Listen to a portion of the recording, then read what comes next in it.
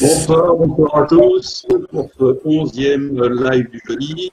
Bonsoir Olivier, bonsoir Fabrice et bonsoir Julie. Bonsoir Pat. Bonsoir à tous. Voilà, écoutez, bienvenue pour cette seconde fois pour le gouv.fr. Heureux de vous recevoir de nouveau. Et puis, on va essayer de voir un peu ce qu'il y a de nouveau depuis ces 15 jours qui se sont passés. Voilà. Pat, à toi. Oui, alors moi je vais répondre des questions qui nous seront pas mal remontées sur la présidence du gouv. La présidence du gouv peut-elle s'élargir? C'est marrant que tu poses la question. Vas-y Julie. Elle s'élargit déjà, la preuve, Olivier vient d'arriver. On a Sébastien, notre color réfractaire, qui vient d'arriver également. Donc, petit à petit. C'est très difficile. C'est par rapport à la confiance. Alors, excusez-moi, j'en parle parce qu'il faut en parler, il faut être clair. Pour travailler là-dessus, on a besoin de confiance. Dès le départ, moi, j'ai trouvé que c'était quelque chose de très important.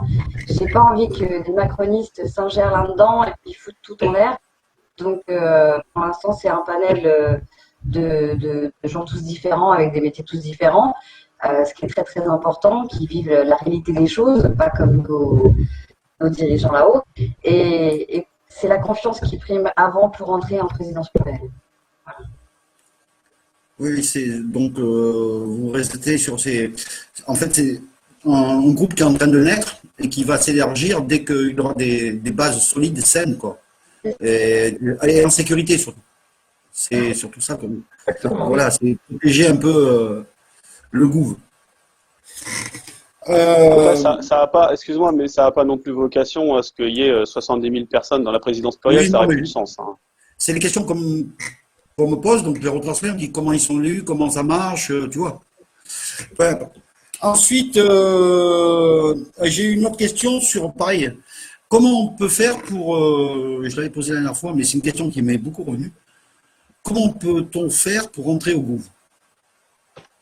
Alors, il y a plein de manières à entrer au gouv. Donc, le gouv est basé sur une association qui s'appelle La Transition. On peut en être membre. On peut s'inscrire sur le site pour participer à un ministère si jamais on est spécialiste d'un domaine. On peut proposer sa candidature en tant que ministre si jamais, en plus d'être spécialiste, on est vraiment chevronné et voilà, avec un gros CV, une très grosse connaissance.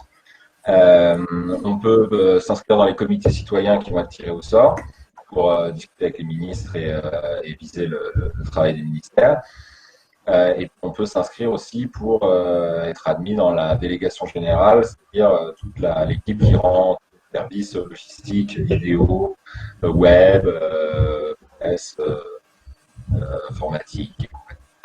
Ouais, il y a un large panel en fait où on peut s'investir suivant des compétences et le temps disponible, parce qu'on le rappelle encore, ce sont tous des bénévoles. Hein. Il faut quand même le rappeler, parce que les gens ils disent d'ailleurs, on profite pour remercier tous ceux qui nous ont donné des dons depuis le lancement et tous ceux qui sont venus aussi en donner depuis le premier conseil des ministres, le live du 21 septembre. Donc merci à tout le monde, parce que c'est avec ça qu'on va sûrement pouvoir en tourner un deuxième et puis faire d'autres choses. Voilà, donc ça c'était. Sur le site, n'hésitez pas à aller sur le site, impliquez-vous, et il y a 3 catégories justement, la délégation générale, le comité citoyen, les ministères, donc n'hésitez pas à aller cliquer sur le site.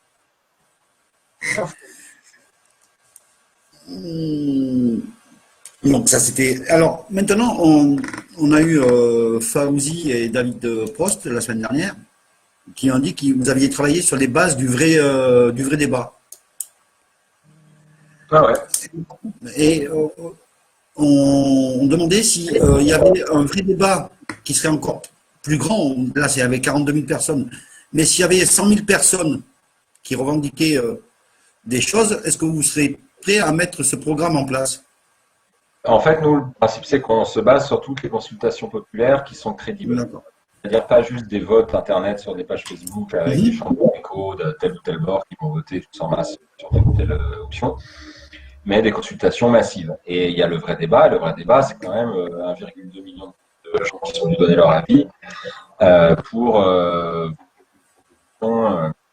dont on en a retenu 59, dont eux en ont retenu 59. Attention, c'est les chercheurs du CNRS qui ont fait les démarches ensuite. Les dossiers ont été apportés chez eux et ils ont ressorti les revendications dans l'ordre parce que c'était pas juste un oui ou un non. Les gens à chaque fois apportaient leurs pattes. Et ils ont enlevé les doublons, ils ont regardé ce qui avait été le plus sélectionné et ils ont fait leur analyse, on en a sorti 59. Nous, on les a dispatchés entre chaque ministère, on les a donnés à chaque ministre en disant voilà, si tu veux être ministre du Gouv, tu dois déjà donner ton avis sur ces propositions. Et dans l'idéal, tu es d'accord avec toutes ces propositions, modulo des modifications, des précisions, parce que des fois, c'est des choses qui arrivent, genre sortir du libre-échange mondial. Ça, par exemple, toi, ça ne veut rien dire. Il faut le préciser, il faut dire, OK, très bien, on va démondialiser, on va mettre une dose de protectionnisme, mais on ne peut pas sortir du commerce mondial tel qu'il existe aujourd'hui, indépendamment de la France. Voilà. Il y a des phases de transition à expliquer. Il y a du travail de diplomatique à faire avec les autres pays. Enfin, c'est pas juste une promesse en l'air, ça ne peut pas juste être une promesse en l'air. Et c'est le boulot du coup, justement, d'analyser toutes ces promesses et d'en faire des lois, quoi, telles qu'un véritable gouvernement le fait. Donc, ça, c'était donc là-dessus. Après, moi, ce que je voulais savoir, si c'est, vous travaillez là-dessus, est-ce que vous allez suivre en même temps, il y a un travail de fond qui est fait pour une nouvelle démocratie, et est-ce que vous travaillez les soucis d'actualité actuellement? Oui. Ouais, les soucis d'actualité, le problème c'est que moi je les traite dans mon activité tous les jours, Oui. donc concernant le transport, mais la question pour l'instant c'est de travailler sur un projet crédible. S'il faut qu'on rebondisse à chaque fois sur le projet du Gouv, c'est pas de rebondir sur l'actualité aujourd'hui tout de suite, c'est de répondre à la question de demain. Et de toute façon, peu importe l'actualité qui se présente à nous, de toute façon, elle ne change pas, les orientations politiques ne changent pas, et toutes les actualités qui sortent, elles ne sont que la continuité de toutes les conneries qu'on est en train de combattre. Donc, on peut s'amuser à les commenter, mais les orientations politiques n'ont pas changé. Le monde de demain, c'est le même. Et quoi qu'on puisse commenter, ce qui compte, c'est qu'est-ce qu'on propose à mettre en face pour arrêter justement d'avoir à commenter toutes ces conneries, quoi. Le but du Gouv, c'est de mettre des ministres en face des ministres officiels. C'est pas de commenter toutes les conneries de Véran, parce qu'il en sort une par jour, donc on y passerait tout notre temps. Ouais. Voilà.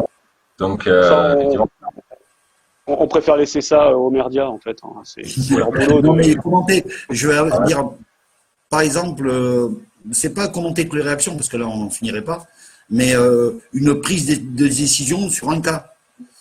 Là, actuellement, on est en train de parler des condamnations de personnes récidivistes, une mesure à mettre en place pour éviter tout ça. Des choses comme ça. Tu vois ce que je veux dire? Ouais. Bah, c'est le souci du judiciaire aussi, c'est qu'il y a toujours des affaires criminelles en permanence et il ne faut pas faire la loi en fonction de chaque cas. Et ça est très compliqué. Le but de la présidence plurielle est de donner des avis sur des grandes orientations. Après, sur des détails de loi pénale sur la récidive, voilà, ça, ce serait le boulot, par exemple, de Castelnau. On pourrait lui demander de réagir à ça. Comme on a demandé, par exemple, à Raoul Maniberton de réagir à une décision du Conseil constitutionnel qui faisait vraiment réduire le niveau de démocratie dans ce pays parce qu'il facilitait les ordonnances et tout ça, donc il a réagi à chaud. Il y a eu d'autres réactions comme ça, et effectivement, voilà. Et c'est à chaque ministre de répondre. Des fois, ils le font d'eux-mêmes, et on publie, on partage. Des fois, c'est nous. Là, en l'occurrence, pour la dont tu nous parles, c'est vrai qu'on était passé un peu à côté de ça. Ouais. Il y a beaucoup de choses. Olivier, il y a une question spéciale pour toi. Tu viens de l'avoir. Comment? Est-ce que tu peux dire ce qu'est le Gouv en 2 mots et de façon compréhensible par tous? Voilà, parce qu'on nous a reproché que lors du premier live que nous avons fait ensemble, d'avoir des réponses trop techniques ou tout au moins avec des termes trop compliqués. Voilà. Remets le son. T'as plus de son? Allez, Olive, 3, 4. Non, mais ça sert à rien. Mets du son, mets du son. On t'entend On pas. m'entend là? Ouais. Heureusement, parce que j'étais en train de balancer des pics. Non, j'étais en train de dire que c'est parce qu'on a laissé Fabrice parler l'autre fois et du coup, il est trop compliqué. Alors, en 2 mots, c'est difficile de dire en 2 mots, mais très brièvement, on propose ce qu'on appelle un contre-pouvoir, hein, tout simplement. Dire, bah voilà, nous, on essaie de montrer que l'intelligence collective, elle est capable de mettre en place des ministères, des gens compétents aux bonnes places, et surtout des gens à qui on ne donne pas les clés de la boutique, avec un contrôle citoyen et avec des revendications venues des citoyens. Et pour le coup, le fait de travailler avec des vrais spécialistes, aujourd'hui, on sort des vrais dossiers sur le travail, sur l'économie, des choses qui sont visibles par tout le monde sur notre site. Voilà, notre but, c'est de proposer une solution pour demain. Maintenant, comment elle va se traduire, ça, c'est l'histoire, on l'a pas écrit, hein, elle s'écrira d'elle-même. Mais en tout cas, nous, on veut proposer une solution parce qu'on a tellement entendu, mais vous feriez quoi, hein, qu'est-ce qu'on peut faire? Est-ce qu'on ferait mieux que Macron? Je crois qu'il y avait un article du Point là-dessus. Voilà, nous, on propose quelque chose. Voilà. Après, ça convient pas. En tout cas, nous, on y met de l'énergie là-dedans pour proposer quelque chose qui soit construit, qui soit partagé dans un courant de pensée qui soit le plus large possible. Hein, comme je l'ai déjà dit, moi, que ce soit Fabrice ou Julie, je ne suis pas sûr qu'on se serait rencontrés dans un autre cadre que celui de la lutte avec les Gilets jaunes et autour de ce projet. Donc, ça montre bien que sur le Gouv, on est quand même sur quelque chose de quand même très large. Moi, je vois, je suis quand même identifié comme étant un militant. J'ai entendu un rouge qui tâche l'autre fois, enfin un gaucho qui tâche. Je le revendique sans aucun problème. Pour autant, je veux montrer qu'on peut sortir de certains dogmes et qu'on peut réfléchir de façon collective avec des gens qui ont des pensées quand même relativement différentes. Après, à nous de nous mettre en accord sur des grands principes pour que tout soit clair et que ça réponde au maximum de gens. Il ne faut pas oublier qu'en fait, on peut avoir plein de belles idées, plein de beaux idéaux. Quand les gens ils crèvent la dalle, il faut leur donner une réponse rapide. Il faut pouvoir donner des réponses concrètes. Alors, je sais que ça fait plus que 2 mots ce que je suis en train de dire, mais j'essaye d'être en tout cas le plus synthétique possible. Voilà, donc je ne sais pas si j'ai bien répondu à la question. Enfin, en tout cas, je sais que j'ai bien répondu par rapport à ce qu'on doit présenter, mais je ne sais pas si je suis bien compris, en fait. Ok. J'ai une question qu'on a reçue par mail, une question de Fred, qui dit, en l'occurrence, en ce moment, il y a de nombreuses initiatives pour tenter de créer une alternative au futur remake annoncé. Avez-vous dans l'idée de vous rapprocher de toutes ces initiatives pour faire front commun, car en face, l'oligarchie joue collectif et a de nombreux relais? Moi, je trouve ça bien qu'on fasse collectif, mais attention, faire collectif avec des gens qui ont envie de faire collectif. Je ne voudrais pas dénoncer certaines personnes, mais il m'est arrivé de passer un coup de fil. Bonjour, on va faire le Conseil des ministres. Tu as un truc qui rejoint justement, je n'ose pas dire le nom parce que je ne veux pas faire de mal, mais tu as un nom qui englobe pour que toutes les initiatives soient connues. Je t'appelle pour la mienne.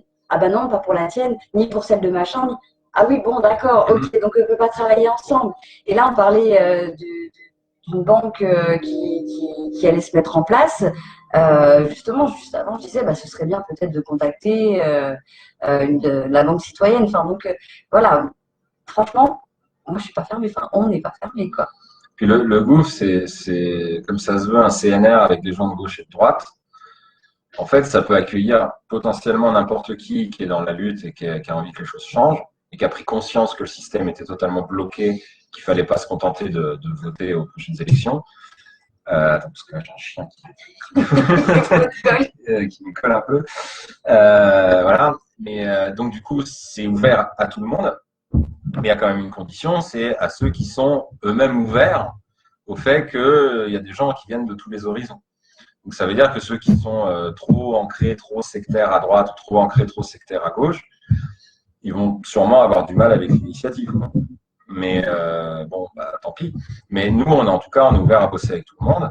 On encourage ces groupes-là à nous suggérer des nouveaux ministres, à nous aider à venir collaborer, monter des partenariats, faire des choses ensemble, communes, monter des actions, des opérations. Tout est ouvert à tout. D'ailleurs, sur le site, il y a l'entrée. Ouais. Et oui, on relaie d'autres initiatives sur notre site.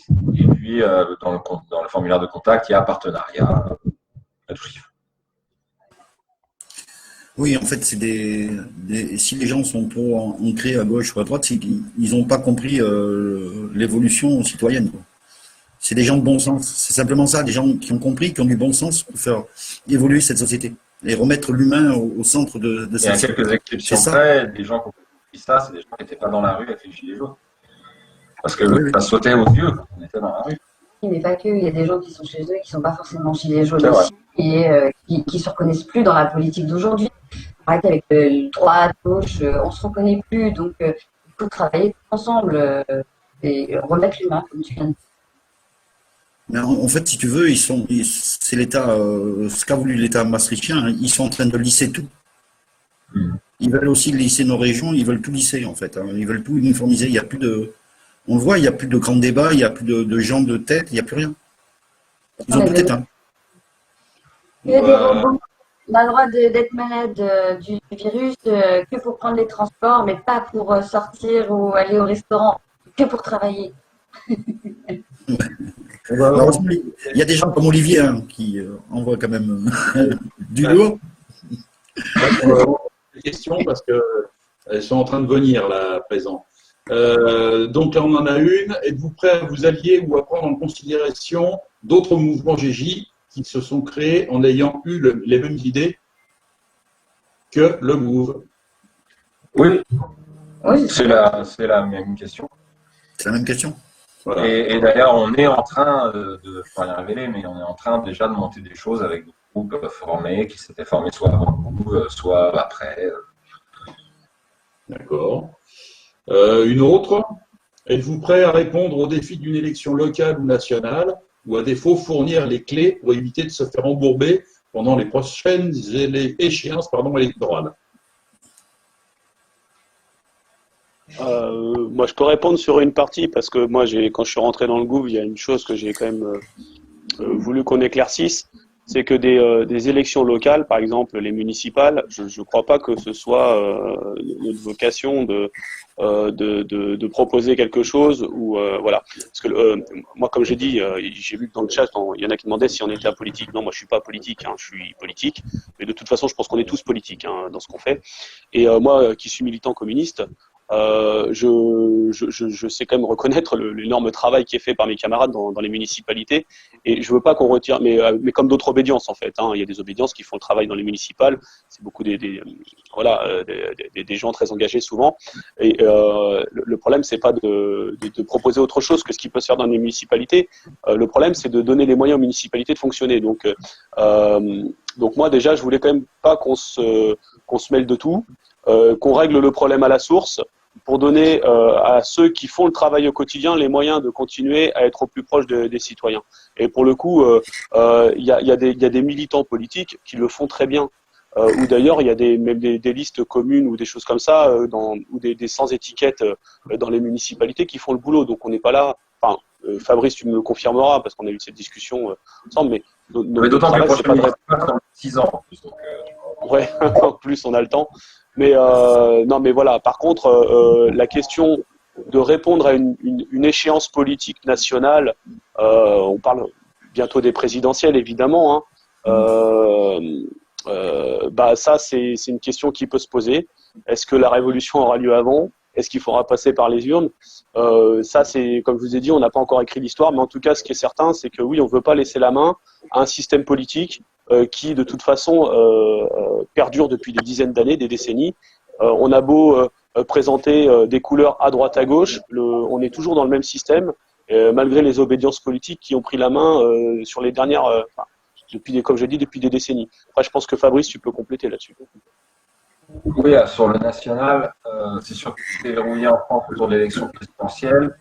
L'élection législative n'a de sens que comme confirmation de l'élection présidentielle, puisque ceux qui ont perdu ne vont plus voter, puisque c'est tout de suite après. Donc, ils restent chez eux, ils laissent les gagnants aller voter, donc c'est mécanique. Donc, tout est basé là-dessus. Nous, on prévoit, sans trop risquer de se tromper, un deuxième tour Le Pen-Macron. Là, les derniers sondages, les dernières vagues de sondages le confirment, les sondages valent ce qu'ils valent, mais ils se trompent moins qu'on croit quand on regarde les résultats pour de vrai. Et c'est vrai que ça pend au nez de tout le monde, puisqu'il n'y a personne d'autre au centre et Mélenchon ne semble pas faire le poids face à Marine Le Pen pour avoir une place. Donc, il va se replacer exactement le même scénario qu'en 2017. Si une entité qui peut être citoyenne ou parti, mais si c'était parti, on le saurait déjà. C'est-à-dire que il serait déjà en place, il serait déjà en train d'avoir décidé de tout ça. Pour guider, pas Macron, mais puisque Macron il est sur son socle de bourgeois qui votent pour lui, de gens qui aimeraient bien se penser bourgeois et donc qui votent pour lui pour ça. Il faut vider les autres. Il faut vider en gros les souverainistes, les antimondialistes, ceux qui veulent une politique sociale dans ce pays, qui ont pris conscience que c'était pas possible avec les extractuels, avec les intellectuels, avec tout ça, et qui soient de gauche ou de droite. Donc après, il y a plein d'initiatives dans les Gilets jaunes. Il y en a qui parlent de primaire pour désigner un candidat. Nous, on a désigné un gouvernement déjà. Donc, c'est ce que j'allais dire. Deuxième tour, Macron le gouv. Macron est un candidat citoyen qui aurait le gouv comme gouvernement, par exemple. Pourquoi pas? Après, c'est pas à nous, un groupe parmi d'autres, de dire comment le candidat en question devra être désigné, s'il doit être désigné, s'il arrive à être désigné, si un processus de ce type arrive à son terme dans les temps impartis. Enfin, Oui, c'est ça. Ça fait beaucoup de si, quoi. Il faut déjà que les gens adhèrent et reprennent leur politique. On essaie de remettre l'humain, mais les gens ont du mal à s'intéresser à la politique. On le voit tous les jours. On entend bien sûr à la radio l'autre qui s'est pas pris du pain au chocolat, etc. Mais c'est tout. On n'entend que ça, mais on s'y plonge pas plus que ça. Il n'y a pas une grande majorité de citoyens qui s'y plongent plus que ça. Donc, nous, on aimerait vraiment que les gens reprennent leur politique en main, s'intéressent aux RIC, puissent enfin décider de par eux-mêmes. Et s'ils arrivent à s'approprier le gouv, voilà, mais ça fait beaucoup de si quand même, on en est loin. Ouais, Bien. On passe à la question suivante, puisque on est en question-réponse, on va faire de l'abattage. Pourquoi certains membres du gouv travaillent avec leur propre cabinet? Alors, il y a plusieurs sens pour mon cabinet, c'est-à-dire un gouvernement, on appelle ça un cabinet aussi. En anglais, ils disent cabinet, et puis nous, c'était le chef du conseil, voilà, le conseil, cabinet, gouvernement, c'est la même chose. Par contre, chaque ministère dispose d'un cabinet qui est l'organe dirigeant du ministère, aux ordres du ministre. Bon. Donc, si c'est ça le sens de la question, oui, il y a des équipes autour de chaque ministre. Alors, des fois, il y a 1-2 personnes, des fois, il y en a 10. On recrute petit à petit. C'est comme pour la présidence plurielle, on ne veut pas recruter n'importe qui, on ne veut pas faire rentrer en masse 10 personnes par ministère et au milieu, au bout de 6 mois, on va s'apercevoir qu'il y a des taupes, des macronistes, des esbroufeurs, des gens pas fiables. Voilà, on peut faire aller lentement mais sûrement. Et donc, chaque ministre constitue son cabinet et travaille avec pour produire ses dossiers, et bien les présenter au conseil, et ainsi de suite. C'était bien ça. C'était bien ça la question. Oui, d'accord. La garantie de non-récupération par ce qu'on appelle d'habitude les anciens paradigmes, donc là, c'est les partis politiques et les syndicats. Alors, pour la syndicale, le mot gangrène, ça, j'aimerais bien avoir l'avis d'Olivier sur la gangrène syndicale. Je ne sais pas ce qu'est une gangrène syndicale, parce que pour moi, je connais la gangrène patronale. Voilà, ouais. Mais la gangrène syndicale. Non, blague à part. Mais on a répondu partiellement à la question. Très belle coccinelle, Morgane, sur ta fiche. J'en ai moi-même une. Non, mais comment on peut le garantir? Déjà, dans notre fonctionnement sur la confiance, sur le fait que déjà, on ne fait pas rentrer n'importe qui dans le gouv, on se garantit aussi d'éviter justement une manipulation qui pourrait venir de l'extérieur. Après, comme on le dit, nous, la construction du gouv, c'est aussi pour proposer une alternative et pas tomber dans cette espèce de paradigme, comme tu disais, de fonctionnement politique et syndical qui montrent leurs limites, et surtout dans la période, quoi, parce que les gilets jaunes, ils restent quand même dans l'ensemble, ils sont restés bien esselés, quoi. Donc on peut pas garantir à 100% qu'on rencontrera pas des soucis.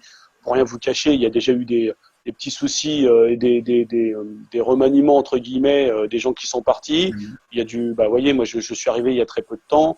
Il y a d'autres personnes qui rejoignent. Je crois que c'est normal. Hein, ça fait partie de la difficulté de construire quelque chose à partir de rien. Hein. Mais de toute façon, le fonctionnement est fait que on sort de cette espèce de spirale où en fait le jeu électoraliste crée les alliances. Là, c'est pas on crée des alliances pour des questions électoralistes, c'est qu'on met des gens en commun qui travaillent avant même de proposer quelque chose. Ils travaillent en commun. Hein, quand on additionne des partis politiques pour des élections, on additionne que des étiquettes, mais on n'additionne pas le travail en amont. Hein, c'est vraiment des jeux électoralistes. Là, on n'est pas du tout dans ce système-là, donc c'est une façon de se garantir aussi qu'on ne fait pas le jeu politique, on est vraiment sur la construction d'un projet. D'accord. Bon, la place du RIC. Voilà, La place du RIC, c'est simple. La réponse à la question de Pascal, elle est simplissime. C'est premier dossier de Raoul Magny-Berton, ministre de la Transition démocratique, et son équipe. Le premier dossier, c'est une modification de l'article 89 pour l'introduction du RIC. Le référendum obligatoire, la fin des modifications constitutionnelles par le Congrès, c'est-à-dire les parlementaires réunis ensemble, qui ne demandent pas l'avis du peuple comme ils ont en 2005 quand le peuple a voté non au référendum sur l'Europe et qu'ils ont, eux, voté oui dans leur coin un an plus tard, c'était réuni en Congrès. Ça ce sera plus possible avec la loi proposée par Raoul. Toute modification constitutionnelle devra passer par le peuple. Et elle pourra soit être proposée par les politiques, le gouvernement, les parlementaires, soit directement par le peuple via le RIC. Et Raoul propose un seuil à 700 000 signatures, avec après, derrière, une mécanique de vérification par conseil constitutionnel.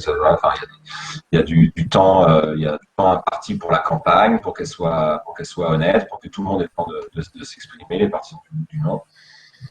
Et qu'à la fin, il y a un vote en bonne et due forme. Et donc, c'est un RIC constitutionnel. C'est la première pierre, parce que c'est la Constitution et la première pierre. Donc, on commence par le RIC constitutionnel, et ensuite, dans les autres dossiers qui vont paraître, il va y avoir des RIC qui vont en découler, c'est-à-dire le RIC législatif, le RIC abrogatif, le RIC, tous les RIC qui vont être découplés. Moi, je reviendrai sur ce qu'a dit Julie. On est quand même dans une société, on a parlé de la politique tout à l'heure, une société où on a infantilisé les gens devant leur télé, devant leur ordinateur. Ils sont plus responsables.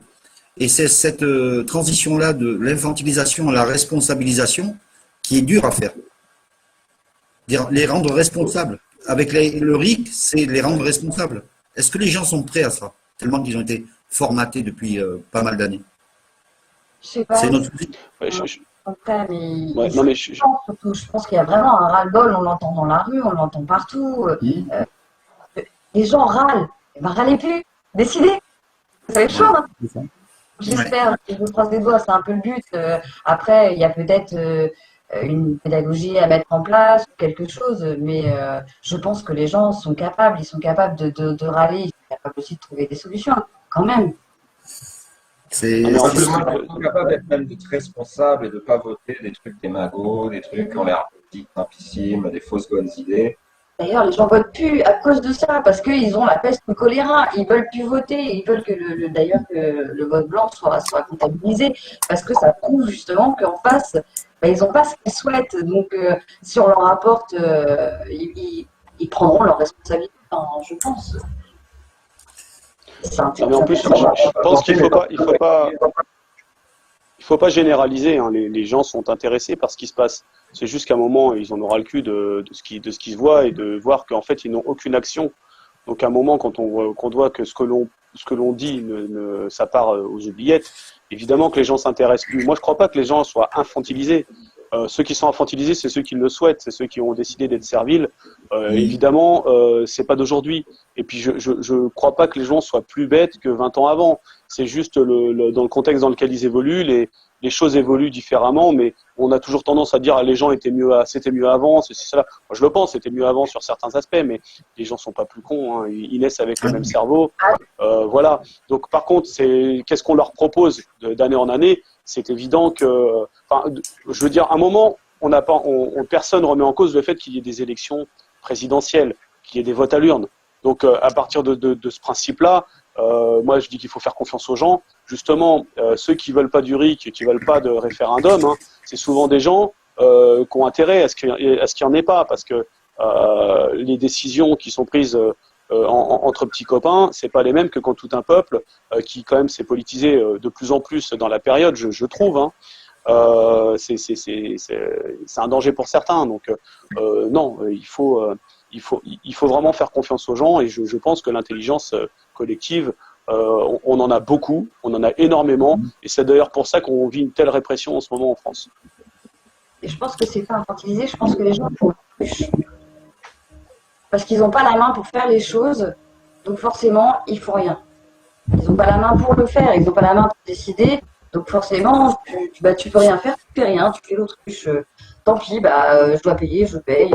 Voilà. Mais il faut aussi penser que les gens sont en zone de confort, et tant qu'ils sont même un petit peu, ils ne bougent pas. Ils ne veulent pas prendre de décision engagée. C'est ça qui tu sais, en 36, il y a... Excuse-moi, en 36, il y a des gens, ils n'avaient pas le confort, ils n'ont pas bougé pour autant. Faut pas lier le confort avec la capacité de se mobiliser. C'est pas quand on est, c'est sûr que quand on est dans la merde, on a plus envie de gueuler, mais il y a beaucoup de gens qui n'attendent pas d'être dans la merde et qui se défendent pour ceux qui sont déjà dans la merde aussi. Donc faut pas croire ça. Hein, et comme je dis, les congés payés ne sont pas gagnés avec 100% des gens en grève générale en 36. Quoi. Non, mais c'est des constats sociétaux qui reviennent. Et moi, c'est de faire passer ce message-là pour le RIC. C'est compliqué. J'explique à des gens, mais ils me disent, mais non, on ne va pas aller voter à chaque fois pour ci, pour ça. Il y a des gens qui sont élus pour ça. Ils sont encore, quand je dis formatés, infantilisés, ils ont une démarche qui est, voilà. Oui, c'est pour ça que nous, on propose une autre école, hein, parce que ça vient les bases de l'école où on t'apprend à suivre un certain courant de pensée. C'est évidemment que c'est dans les mœurs des gens où on leur dit tenez, votez pour nous, faites-nous confiance. Hein, la bonne formule de Jamel Debbouze, je s'occupe de tout, tu s'occupes de rien, quoi. Évidemment. C'est ça. Non, mais c'est un petit peu ça. Faut pas nier que c'est agréable de passer un week-end en famille dans un parc, ou d'aller sur un lac, ou d'aller à la mer, ou voilà, plutôt que de remplir une salle des fêtes pour parler toute la journée, de modifier tel article ou de réfléchir au taux de nouveau. Donc les gens sont contents de déléguer. Hein, ça reste un fait. Hein. Après, la question c'est est-ce que il y a un moment de tampon, c'est-à-dire ils ont délégué pendant très longtemps à des gens responsables, des gens sérieux. Qu'on a pu juger avec le recul plus ou moins bien, mais qui dans l'ensemble étaient compétents, faisaient le boulot, avaient un peu une idée du pays, de la nation, de la défendre et tout ça. Ils ont mis un certain temps avant de s'apercevoir que leur autorité était confiée à des gens qui étaient de moins en moins fiables, de moins en moins compétents, de plus en plus véreux.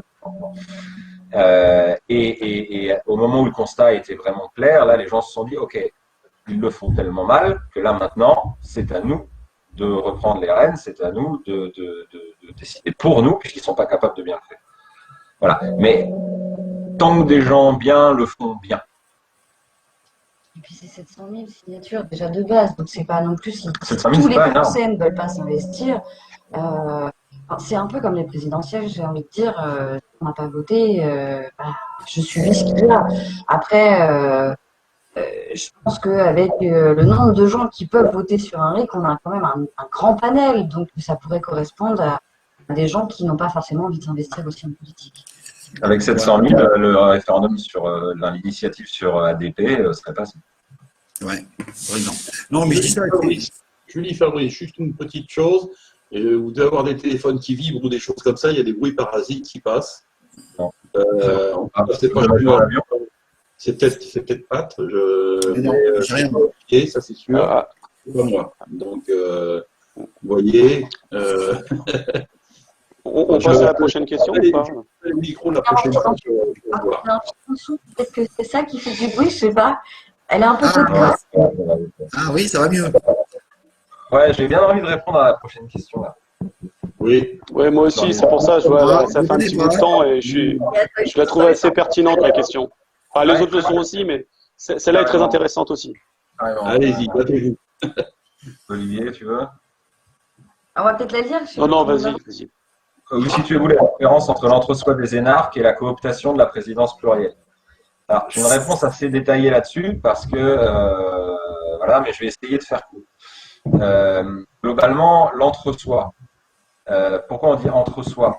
Parce que c'est des gens qui, à la base, ne se connaissent pas. C'est juste qu'ils ont le même diplôme, mais il peut y en avoir un qui a 30 ans, l'autre qui en a 60, et ils ne travaillent pas du tout au même endroit. Par contre, quand ils s'appellent, ils sont tenus de se répondre et tenus de se rendre service, même s'ils ne se connaissent pas. Ça, c'est un véritable entre-soi. Nous, c'est l'inverse. C'est des cooptations basées sur la confiance et la connaissance des gens.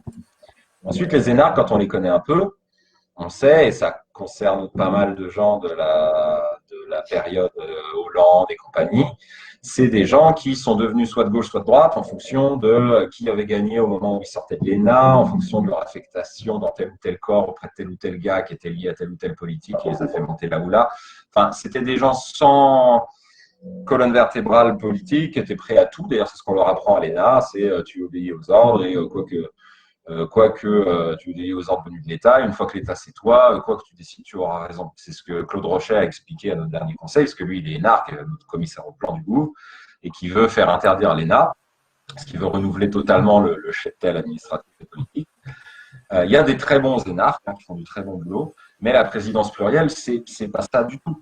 C'est pas un diplôme, c'est pas un corps, c'est un groupe de citoyens en colère qui s'entendent bien, qui se font confiance, qui sont d'accord pour passer outre leurs divergences qu'ils ont déjà. C'est des gens mûrs, c'est des gens faits, quoi, qui ont des avis. On va pas faire revenir Olivier sur ce qu'il pense ou moi ou pense. Par contre, on va chercher des compromis, mais des compromis pour agir pour le peuple, quoi. Et c'est plus ce qu'on apprend à l'ENA depuis très très longtemps. Là. Je vais rebondir sur cette question de Ange.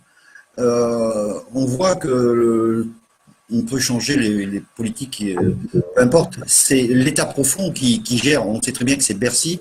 Il y a une liste, c'est la liste LR 150 des hauts fonctionnaires qui naviguent entre Bercy et les grosses entreprises.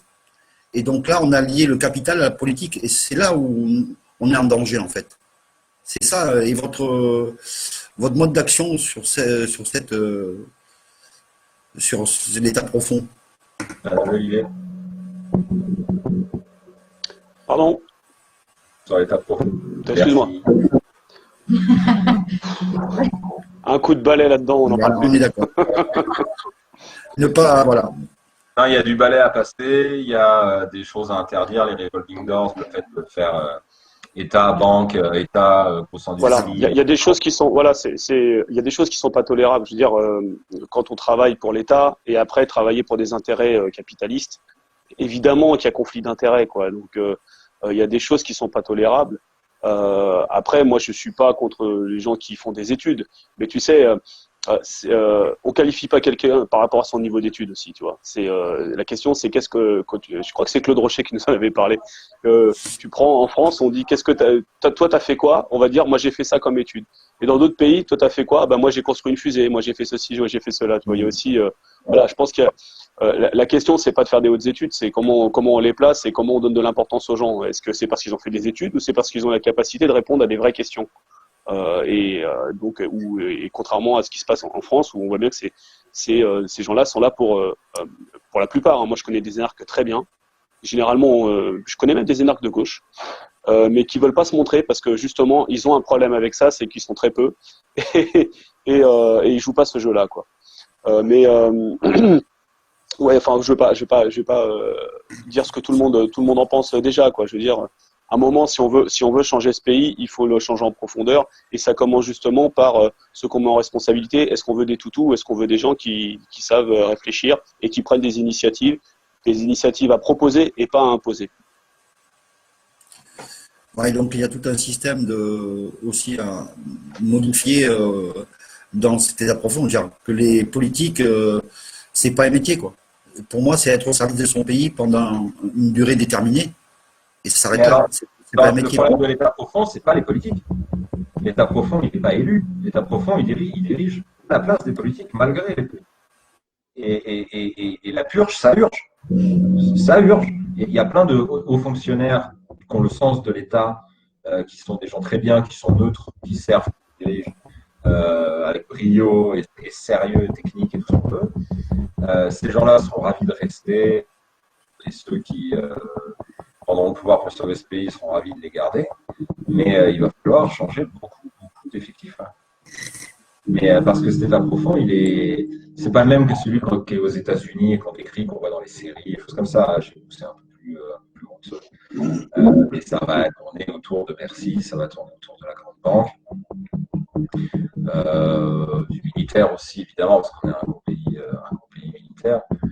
Mais voilà, je pense qu'il y a plus de marge de manœuvre en France qu'aux États-Unis, par exemple. Et les problèmes de son viennent bien de chez vous, hein. Je confirme. Je vous ai coupé un peu la chic et ça avait disparu avec boum, boum, boum, boum, boum, des vibrations. C'est super. Je ne sais pas ce qui se passe. Bref, pas grave. Il y a la chienne qui est en train de contre la pile de la table, c'est peut-être ça. Alors, ça, il y a Eliane qui nous pose une question. Vous pensez trouver les 500 signatures d'élus, maires, députés? Alors, comme on l'a dit, Eliane, comme on l'a dit, on n'est pas en train de monter un parti politique pour gagner des élections, les élections demain. On ne sait pas encore vers quoi va aller ce gouvernement, le gouv, pardon. D'autant plus qu'on n'est pas en train de présenter un candidat au présidentiel. Pour l'instant, c'est pas le sujet. Après, pensez-vous trouver 500 signatures? Si le cas devait se présenter, je ne sais pas y répondre. Je ne sais pas y répondre aujourd'hui. Mais si on convainc les gens, on convainc aussi des municipalités. C'est comme ça qu'on les trouve. C'est pas par copinage. C'est est-ce que si demain le gouv devait présenter une liste au présidentiel, est-ce que le projet du gouv convainc des gens qui sont dans les mairies et qui trouvent une solution dans le gouv qu'ils ne trouvent pas dans les politiques actuelles, sur les restrictions budgétaires, sur tout ce qu'on leur donne comme responsabilité dans les mairies qui ne leur incombait pas avant. Voilà, c'est là-dessus qu'il faut. C'est la question, c'est pas de savoir si on va les avoir, c'est comment, si on devait les chercher, c'est sur quoi on doit convaincre les gens d'apposer leur signature. Et je reviendrai à une question qui m'a été posée, alors c'est peut-être un petit peu hors sujet, mais on dit, mais pourquoi le gouv, bon, c'est bien ce qu'ils font, tout ça, pourquoi ils ne contacteraient pas les maires qui n'ont pas d'étiquette pour leur montrer un mode de fonctionnement différent? Les petites mairies, les petites communes. Voilà, j'ai eu ça. Il faut avoir quelque chose de concret à leur proposer. Et sans étiquette ne veut pas dire neutre, ne veut pas forcément dire citoyen. Des fois, c'est le maire de dissident de droite qui est sans étiquette, mais en fait, il est toujours membre de son parti. Enfin, bon, il y a un peu toutes les configurations possibles et imaginables. Mais oui, si on doit aller chercher 500 signatures ou si, c'est évident que ce ne sera pas le gouv tout seul. C'est le mouvement dont on parlait tout à l'heure. Là, qu'aurait chacun dans leur coin réussi quelque chose, qu'aurait agrégé, qu'aurait coagulé, du chaos financier, économique, du chômage, tout ce qu'on veut, le retour des gilets jaunes, des grosses manifestations, tout ça mis bout à bout, qui porterait une solution alternative, dont le gouv essaierait de faire partie en tous les cas. Voilà. Et dans ce grand mouvement, il y aurait de facto des maires sans étiquette, des conseillers départementaux dissidents, démissionnaires, ou ce que vous voulez. C'est un moment de combustion où il se passe plein de choses, où il y a des transfuges, où tout le monde discute avec tout le monde. C'est ça qui pourrait faire advenir une solution, de toute façon. Donc, si on est amené à se poser la question, c'est que ça est arrivé. Donc oui, fatalement, ces discussions-là auront lieu. Le gouv est un contre-gouvernement, mais si les Français dans ce pays qui en ont marre de la marge des choses veulent créer une contre-France, ils peuvent tout à fait avoir un contre-maire, avoir monté un contre-parlement. D'accord, c'est des questions qui nous remontent, là, je les ai, donc je te les fais passer. Il y en a une autre là. Avez-vous des contacts avec les différents généraux qui veulent changer la France? On a un contact direct comme Olive avec Macron. Indirectement, je dis par ricochet, je dirais oui. Allez. Je dirais oui. Indirectement. Il faut. Dans ce que je viens de dire, je viens pas de gazer Olive, hein. Je viens juste de tous ceux qui ont la langue bien pendue pour raconter des merdes, voilà, sur des arrangements possibles, voilà. C'est juste, j'ai vu ça, ça m'a bien fait rigoler, quoi. Alors, on n'est pas en contact direct avec eux, si c'est la question. Les gens, il n'y a pas de contact. J'ai une autre question de Ange Benjamin, qui dit dans un live, j'ai entendu que vous seriez en phase avec les grands principes. Que fixent les 10 grands principes et comment? De la même manière, les membres de la présidence plurielle sont dits compatibles. Qui détermine qui est compatible? Ceux qui ont envie d'être. J'ai envie de derrière, j'attends que vous répondiez déjà à ça. Qu'est-ce qui décide de plus l'être? C'est de fait. De fait. 3 jours avant le conseil, un ministre il a dit je suis plus compatible. Il est sorti. Bon, là, ça ne se fait pas, ça, chacun le sent comme il veut. C'est compliqué de définir la compatibilité entre les gens. La compatibilité, c'est le résultat qu'il y aura. C'est-à-dire que si tu n'es pas compatible, de toute façon, tu n'avances pas. Donc la question, elle se posera de fait s'il y a une limite à la compatibilité de chacun. Voilà. Après, faut déjà être miscibles entre eux. Il faut que les gens puissent, faut que les gens soient miscibles entre eux, qu'ils puissent s'agglomérer. Voilà, s'ils n'arrivent pas à se fondre l'un dans l'autre pour sortir des projets communs, on évite de se mettre l'un dans l'autre quand même, parce que ça peut créer des problèmes. Ça fait des ordres.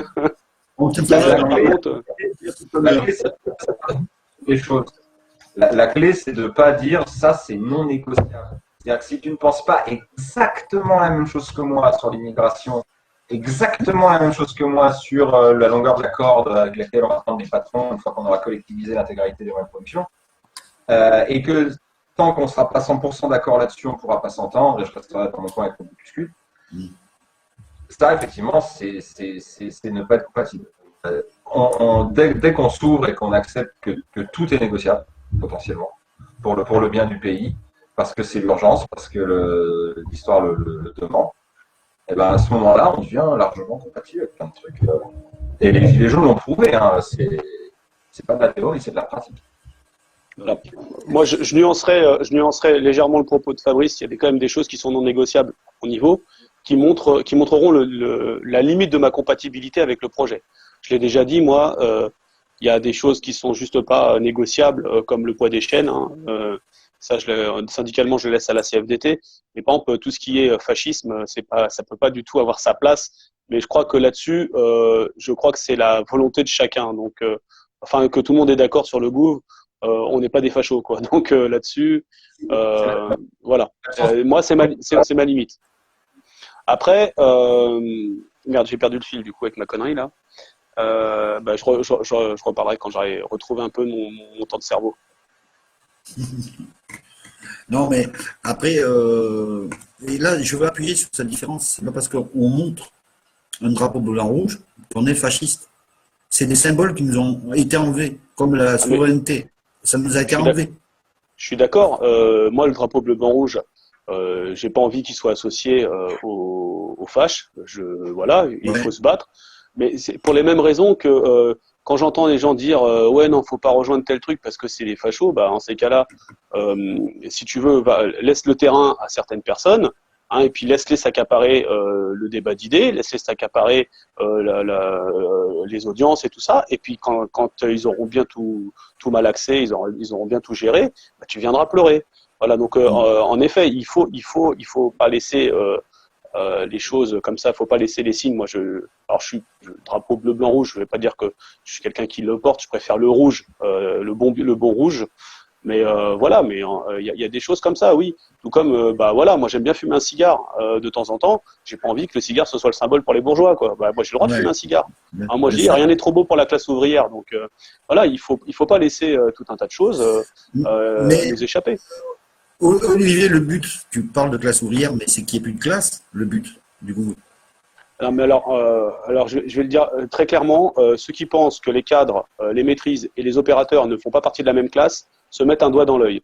Je veux dire, aujourd'hui là, tous autour là, on fait tous partie de la même classe. Hein, je vous le dis tout de suite. Qu'on soit sorti des grandes écoles, mais qu'on soit tant qu'on n'est pas rentré dans la grande sphère là, on est tous de la même classe sociale. Et c'est d'ailleurs très important de le comprendre parce que la lutte des classes, elle ne peut s'organiser qu'à partir du moment où on sait très bien où sont les classes. Et les communications des dernières décennies, c'était de nous faire croire qu'en fait, on était plein de petites classes et que chacun devait se battre pour son beefsteak. Et c'est comme ça qu'on en arrive aujourd'hui à avoir un système économique qui nous met au bout du bout, où aujourd'hui, c'est quand même des cadres dans les entreprises qui perdent leur emploi, quoi. Donc finalement, ils sont touchés de la même façon que l'opérateur, hein, que le petit prolo de base, comme on pourrait dire vulgairement, comme moi. Hein, moi, je suis un petit prolo de base, hein, s'il faut partir de ce principe-là. Mais les gens qui sont dans les encadrements dans les entreprises, et les petits patrons dans les PME et tout ça, les artisans, tout le monde se fait défoncer de la même façon. Elle est là, la même classe. Hein. Voilà, donc faut pas confondre. Non, Michel, mais c'est toi qui as employé le mot. Justement. Non, mais t'as raison de me faire éclaircir le mot alors. Voilà. Alors, vas-y Bruno. Alors, la troisième question justement d'Ange, qui suit le reste, alors elle a déjà été posée sous une forme un peu différente, mais bon, on va éclaircir. Avez-vous prévu une possible révocation d'un ou deux plusieurs membres, de la présidence plurielle? Par qui? Quel procédé le permettrait? Qui pourrait enclencher ce procédé? On a déjà répondu, je crois, la dernière fois là-dessus, mais bon, on va repréciser. Ouais, on l'a déjà vécu même. Du coup, personne ne veut répondre. Est-ce que c'était vague? Non, mais c'était pas vague du tout, hein, mais Fabrice, on t'entend pas en fait, c'est pour ça que. D'accord, non, ok. En fait, voilà, la présidence plurielle est une entité politique. Mais l'entité entre guillemets administrative, celle qui rend des comptes à la préfecture, c'est le conseil d'administration de l'association. Et donc il y a beaucoup de gens de la présidence plurielle qui sont dans l'administration de la fondation de l'association, parce que les fondateurs. Et ce conseil d'administration a vocation à s'élargir aussi. Et donc c'est le conseil d'administration et la présidence plurielle plus largement qui votent pour décider qui rentre. Puis potentiellement qui sort. Voilà. Donc après, il y a des gens qui ont voulu sortir, ils sont sortis, voilà, mais il faudrait qu'il y ait un clash, quelque chose qui. Voilà. Mais en fait, moi, la question sous-jacente à ça, moi, je l'entends bien, hein, c'est en fait, faut pas avoir peur que la présidence plurielle, ce soit quelque chose qui fonctionne en autarcie. C'est pas de l'autocratie hein, que l'on est en train de proposer. Par contre, on propose une initiative verticale. C'est-à-dire que oui, en effet, on prend certaines initiatives, une certaine liberté à organiser les choses. On propose, ça plaît ou ça plaît pas. L'exemple le plus concret, c'est l'appel des Gilets jaunes. Personne n'a décidé. Donc, à un moment, il y a quelqu'un qui a dit moi, je veux faire ça. Hein, on n'a pas fait un vote, un RIC ou quoi que ce soit pour décider de se mettre dans la rue. Et c'est un peu sur le même principe. Nous, on propose une initiative. Si il s'avère qu'elle répond pas aux gens, forcément, elle marchera pas. Donc, de toute façon, ça serait quand même suicidaire de penser que nous, on a par notre action, on ne sait pas ce qui se passe autour de nous. On vient de milieux différents, on travaille dans des endroits différents, on a des parcours différents, on fréquente des gens différents. Et tout ça fait que quand on vient autour de la table et qu'on propose quelque chose, c'est pas moi qui viens parler, Olivier Thériault, tout seul en disant moi je pense que c'est ça parce que j'ai décidé que ça serait comme ça, mais je me suis nourri de tout ce qui a pu aussi, de ce que j'ai pu entendre autour de moi, de tous les débats d'idées que j'ai pu partager avec des gens tellement différents que je sais même plus des fois à qui j'ai parlé il y a 10 jours. Donc je comprends la peur que en fait on pense qu'on fonctionne dans un truc très opaque. C'est pas du tout le cas. Nous, le but, c'est vraiment de mettre quelque chose en place de concret, qui soit compris par tout le monde, lisible de tout le monde. Et ensuite, on parlait tout à l'heure du RIC, mais en fait, on essaie juste d'appliquer ce qui est de la volonté des plus nombreux à travers les différents mouvements sociaux qu'on a pu vivre dernièrement et qui vont continuer à perdurer, bien évidemment, dans les mois à suivre. Ouais, c'est un organe sécurisé mais transparent, si on veut. Et nous, on a dans notre groupe, RFM ou CPC, on a aussi de l'horizontalité, mais avec de la verticalité. Voilà. On fonctionne aussi un petit peu comme ça. Non, mais de toute façon, je pense qu'aujourd'hui, tous ceux qui pensaient qu'à travers que de l'horizontalité, on pouvait sortir quelque chose, moi, en tant que grand utopiste, j'aimerais bien. Mais avec le temps, on voit bien qu'il faut quand même, malheureusement, un peu de verticalité pour initier des choses. Le problème, c'est pas d'initier quelque chose, il faut proposer. Le problème, c'est d'accepter que que des fois ça marche pas. Et il faut se poser les bonnes questions, pourquoi ça marche pas. Voilà. Donc une initiative verticale qui marche et qui rassemble tout le monde, elle est là la vraie horizontalité. C'est ça. Tout à fait. Alors, une autre question. Est-ce que vous pensez proposer une loi, comme l'a dit Bigard, sur la suppression des privilèges? Alors, je pense qu'il parle des députés, sénateurs, tous les élus. Ah d'accord, ok, privilèges de... Oui. On peut tout dire et rien dire sur les privilèges. Oui, revoir les privilèges des élus et en abolir la plupart, c'était une des revendications du vrai débat. Qu'on a donné à Raoul Magny-Berton, qui était déjà d'accord avec ça, pas spécialement dû changer quoi que ce soit. Il va le prendre en compte dans tous les dossiers qui vont passer au fur et à mesure, parce qu'il va y avoir un dossier sur le Parlement, un dossier sur le gouvernement, un dossier sur le Sénat, tout ça. Donc il va aborder ces sujets-là. Évidemment, il y a des privilèges. Après, il ne faut pas se leurrer. Si je prends un cas extrême, vous disiez que voilà, les députés doivent être bénévoles, et ben vous n'auriez que les ultra riches qui peuvent se le permettre. Le Parlement serait rempli que des femmes au foyer, des grands industriels, que de ceux qui peuvent se permettre de ne pas être payés. Donc si vous les payez 1000, 2000, 3000 euros, voilà. Après, c'est à discuter, c'est sûr Ils qu'en sont fonction plus de son facilement corruptibles. responsabilité, il faut aussi avoir un salaire par rapport aux responsabilités. Mais maintenant, ça va, il y a tout. Non, mais par contre, ce qui est scandaleux, c'est que les gars accumulent les prêts à 0%, qui remboursent à moitié pour acheter leur permanence, qui est quasiment un cadeau de l'Assemblée nationale. Ils bossent 5 ans, ils ont une retraite garantie. Ils bossent 10 ans, ils ont une retraite de cadre. Ils bossent 15 ans, ils ont une retraite de PDG. En plus de leurs autres retraites cumulées, ça c'est aberrant. Il n'y a aucun contrôle de leur fin de mandat. Enfin, bref. On pourrait faire une liste énorme, et nous on est d'accord avec tout ça, il faut abolir tout ça. Non, mais c'est de la logique pure. Le mot privilège, il veut très bien dire ce qu'il veut dire, quoi. Donc le privilège, il n'est pas acceptable, surtout quand tu fais une mission pour, entre guillemets, pour la France, comme j'ai envie de dire. Maintenant, la vraie question, c'est à quel moment commence le privilège. C'est ça qu'il faut définir. Parce qu'il ne suffit pas de dire abolition des privilèges. Moi, ça s'évalue. Parce que moi, le privilège, j'estime qu'un privilège, il commence à un certain niveau, et c'est peut-être pas le cas de mon voisin, qui va dire non, pour moi, le privilège, c'est ça. Donc, faut faire attention. Moi, je suis d'accord. Faire du bénévolat, c'est bien gentil, mais on peut pas trouver. Les gens, même quand ils s'investissent politiquement ou quand ils s'investissent dans une mission aussi prenante que ça, évidemment, c'est compliqué de leur dire tu vas cramer ta vie. Et puis quand tu seras bien essoré, tu retourneras comme tout le monde dans ta petite vie. Et puis voilà, ça peut s'entendre à un certain niveau, mais il faut être raisonnable aussi, de pas être non plus faire de la surenchère sur ce qu'est un privilège, quoi. Voilà. Mais évidemment, je partage à 100% ce qu'a dit Fabrice sur le fait que il y a des gens qui bossent 40, 50 ans comme des chiens, qui ont une retraite de merde, et puis que des gens qui, eux, sont en train de leur dire qu'ils vont avoir des retraites dorées et on va les faire travailler plus longtemps. Eux, ils bossent 5 ans et ils sont nourris, logés, tout ça. Enfin, voilà. Évidemment, ça, c'est pas du tout acceptable. Voilà. Mais il faut vraiment fixer ce qu'est un privilège. Et aussi des obligations, parce que moi, je trouve aberrant ces votes où il n'y a personne à l'Assemblée nationale. Oui. Je trouve ça aberrant. Il devrait y avoir des sessions de vote avec présence obligatoire. C'est pas là. Pognon.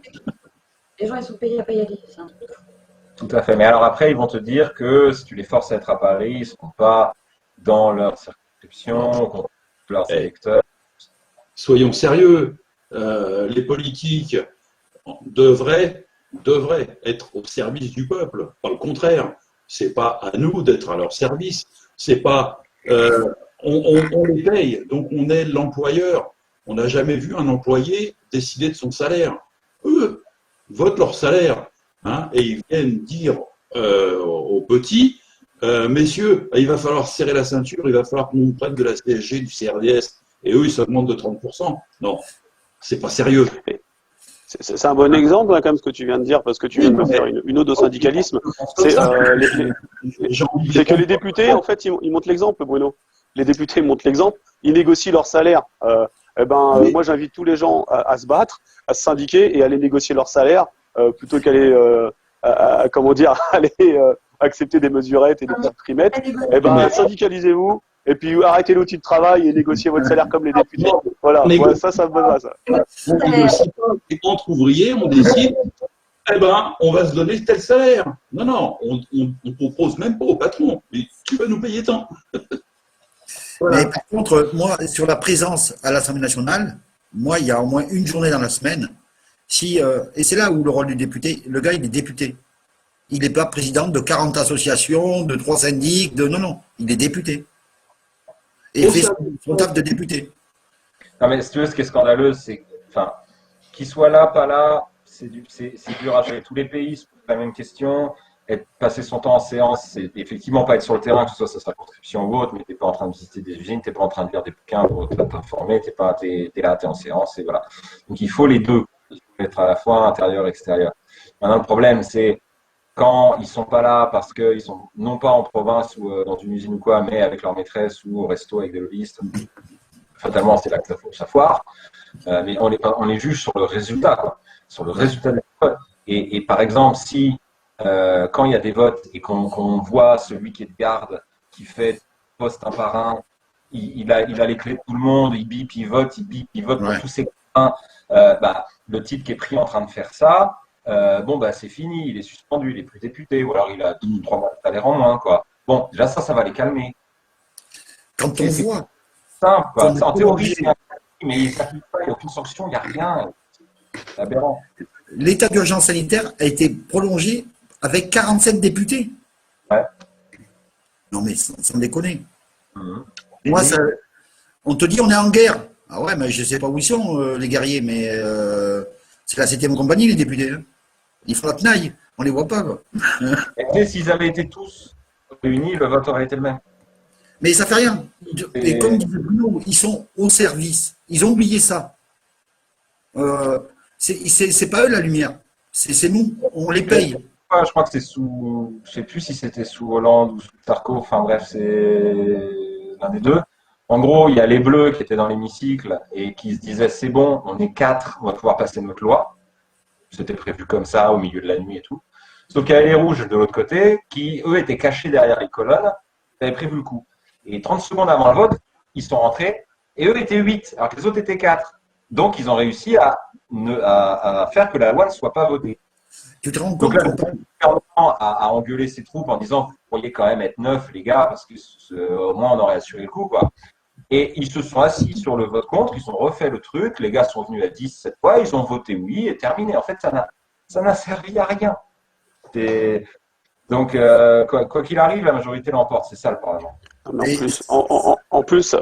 non, mais en plus, reprendre l'exemple du Parlement tel qu'il existe aujourd'hui, c'est justement reproduire les mêmes erreurs.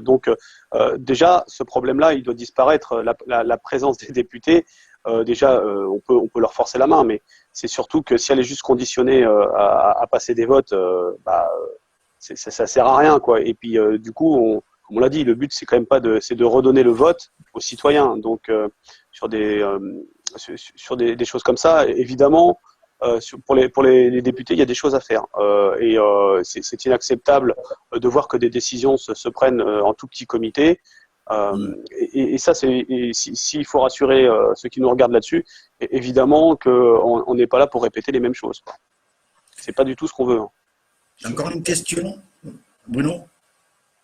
Non, on arrive. Il y a une question de Hélène Chanon. Quel impact pensez-vous avoir sur l'exécutif? À partir de combien de citoyens pouvons-nous bousculer les pontes? Si j'avais la réponse à cette question, si je pouvais appuyer sur un bouton et dire allez hop, on y va tous, je sais pas le mesurer. En tout cas, ce qui est certain, c'est que là, comment se présentent les luttes, pour l'instant, on n'est pas assez. Faut pas se raconter d'histoire. C'est pas avec aussi peu de monde dans la rue, c'est pas avec aussi peu de monde impliqué dans les combats sociétaux. Voilà, hein, il y a beaucoup de gens sur les réseaux sociaux, hein, beaucoup de gens qui donnent leur avis par téléphone interposé, mais la réalité du terrain, c'est qu'aujourd'hui, et c'est pas pour rien qu'il y ait une telle répression qui soit faite dans la rue, c'est parce que la seule peur du gouvernement, c'est vraiment que les gens se mobilisent sur le pavé. Donc à partir de combien, je ne sais pas. Des fois, il suffit d'1 million de personnes dans Paris pour faire une révolution, hein. Des fois, il en faut même moins. Des fois, il y a même des révolutions qui sont non violentes. Je sais pas. Je crois que la bataille idéologique, elle est très dure à mener. Mais évidemment que si demain Paris est bloqué, si demain Macron est obligé encore de se barrer, c'est compliqué à tenir. Déjà que politiquement, ils tiennent plus grand-chose. Ils se font démonter de partout par tout le monde. C'est compliqué à tenir pour eux. Si demain on réussit des manifestations, si on réussit à bloquer l'économie d'une manière ou d'une autre, évidemment que ça va avoir du poids. Dire à partir de combien de personnes, ça se mesure pas comme ça en fait. Il y a différents facteurs à prendre en compte. C'est trop compliqué pour résumer ça à un nombre de personnes dans la rue. Et je tiens à dire que c'est pour ça aussi que le premier CPC existe, hein, c'est pour assurer la sécurité dans les manifestations, remettre de l'ordre et ramener les gens à battre le pavé et faire appliquer leurs droits constitutionnels. Ça aussi, c'est important de remettre de l'ordre et qu'on puisse gérer nos manifestations et afin d'éviter que les forces de l'ordre s'emparent de ça, quoi. Ça, c'est très important. Les casseurs qu'on n'a pas demandé viennent sur ordre. C'est ça, c'est tout ça, Fab. C'est tout ça qu'il faut. C'est un travail de fond, hein. C'est comme le même travail que vous avez fait, vous, depuis pas mal de temps. Nous, on le fait. Et c'est avoir des bonnes bases et pouvoir construire. Donc, nous, on s'attache à ça. Excuse-moi, je suis désolé de te couper, j'ai juste vu un commentaire où il y a marqué bloquer l'économie, c'est se mettre les gens à dos. Je sais pas, à un moment, on veut quoi? On veut que l'économie continue à tourner et que finalement, on puisse rien changer. Ou, moi, j'en ai rien à foutre de mettre les gens à dos. À un moment, si c'est pour qu'il y ait une prise de conscience. Je reviens sur le mouvement, la réforme des retraites. Ok, c'était compliqué de bloquer les transports pendant 2 mois. Il y a des gens que ça a un peu énervé. Je peux l'entendre, mais globalement, le message il est passé. Les gens se sont intéressés, ils ont quand même compris pourquoi on se battait. Donc à un moment, on ne fait pas d'omelette sans casser les œufs. Moi, j'ai pas de problème à ce qu'il y ait des gens qui soient pas contents. La question, c'est qu'ils se posent, c'est pourquoi ils sont pas contents. Donc, il faut bloquer l'économie à un moment, et d'ailleurs, l'économie se bloque toute seule même. Elle n'a même pas besoin de nous pour se bloquer l'économie. Ils sont tellement teubés qu'ils la bloquent eux-mêmes. Mais quand on décide de bloquer l'économie, que ça plaise pas à certaines personnes, ça peut se comprendre, mais on a rien sans rien, quoi. À un moment, si on veut que les choses changent, il faut accepter de sortir sa zone de confort. Je suis désolé. C'est ça, tout à fait d'accord avec toi, Olivier. Les projets du GOUV, vous nous en parlez un petit peu? Votre actualité, les travaux sur lesquels vous avez avancé? Alors, il y a les premiers dossiers des ministères qui ont commencé à apparaître. Donc, il y a eu économie, travail, démocratie.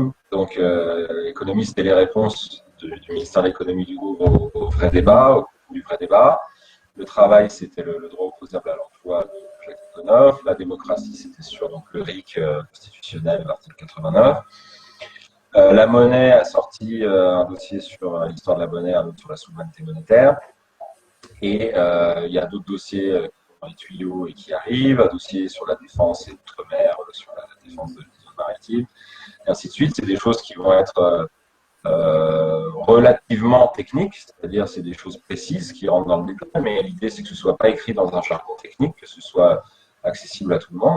Donc ça c'est pour la partie production d'idées.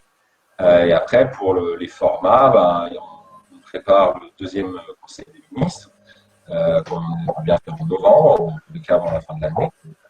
Et aussi produire des vidéos de ministres, des gens de la présence plurielle qui peuvent répondre aux questions donc en live, par exemple, du public. On peut faire des sessions avec tel ou tel ministre.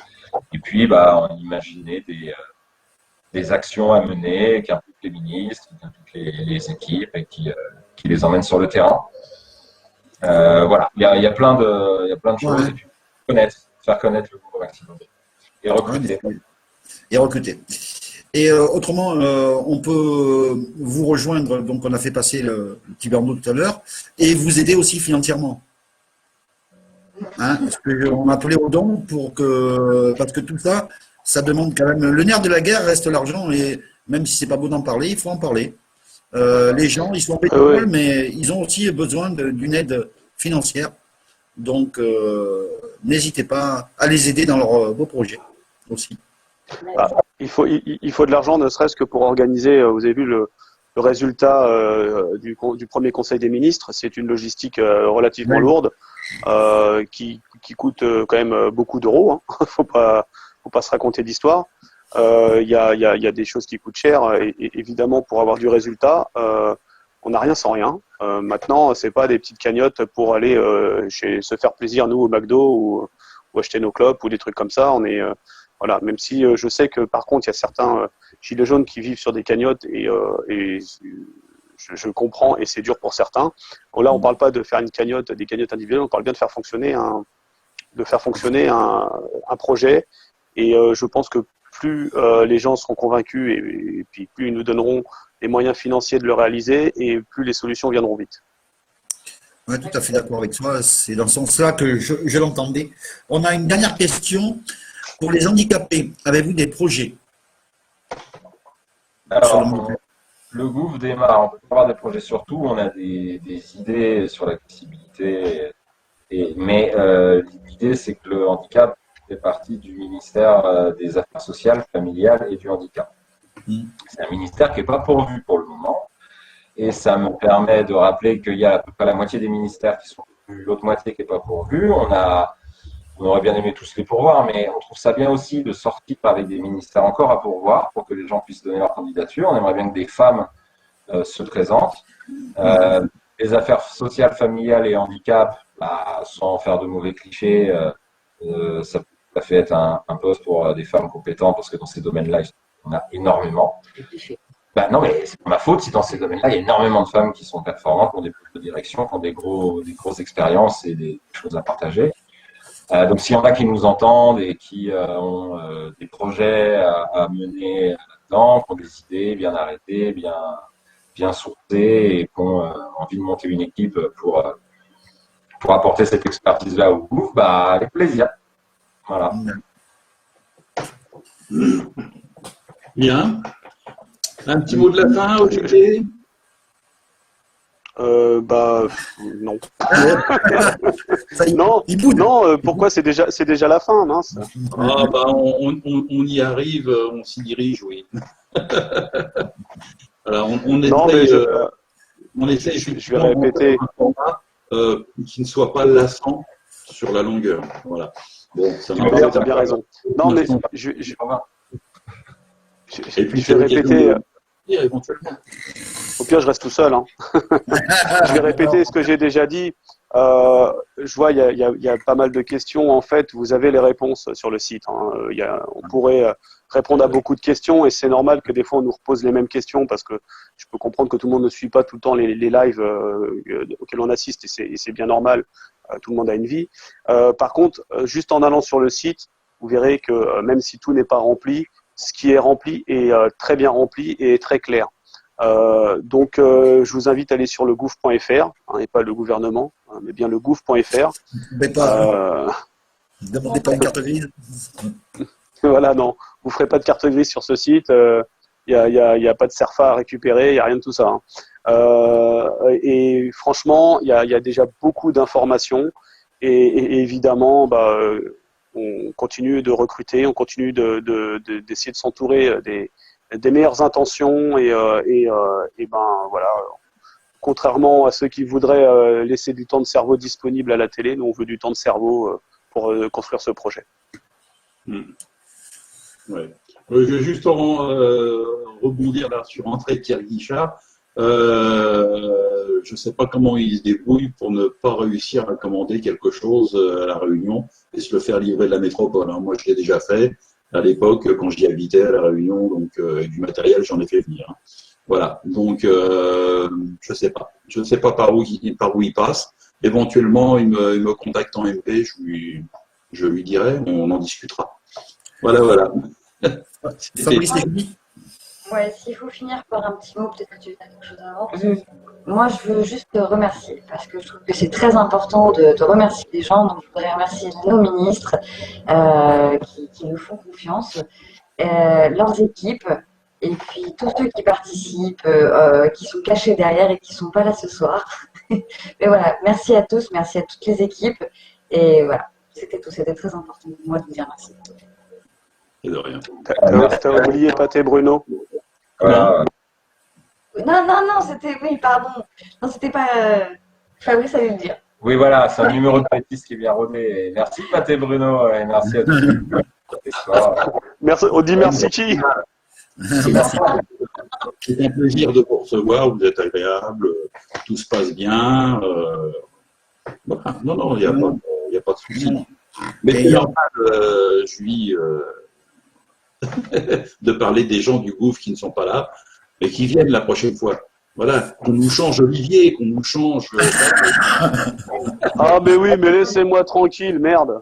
On a des femmes dans la presse éditoriale, mais elles sont timides, on va dire. Même moi, hein, je vais passer sur un live, je suis un peu... bon, c'est pas évident, et pour elles non plus, encore plus. Sache que nous sommes, nous aussi, très timides. Voilà, c'est pas évident pour nous non plus. On s'est mis il y a 3 mois, hein, et donc c'est pas évident. Avec Fabrice, on est également très timide, hein, je vous le dis. Oui. Voilà. Les réunions sont timides.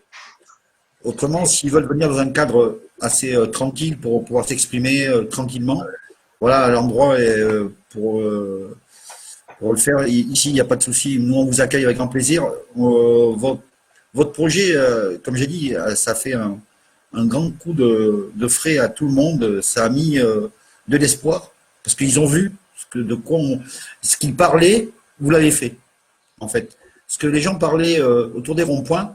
Ah, mais si on avait un gouvernement, comment offrir? Et là, vous l'avez fait. Et donc, c'est là où la démarche est belle. C'était ça. Voilà.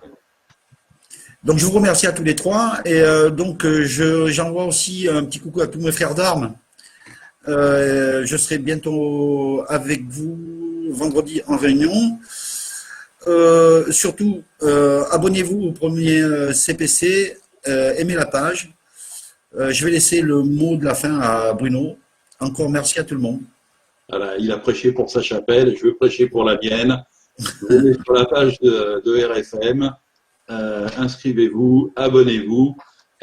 On vend tous notre camelote, hein, après tout. Donc il n'y a pas de souci. En tout cas, merci de nous avoir suivis. Bonne soirée à tous et nous espérons vous revoir la semaine prochaine, jeudi, pour le 12e live du jeudi. Bonne soirée, les amis, on se retrouve en back-office.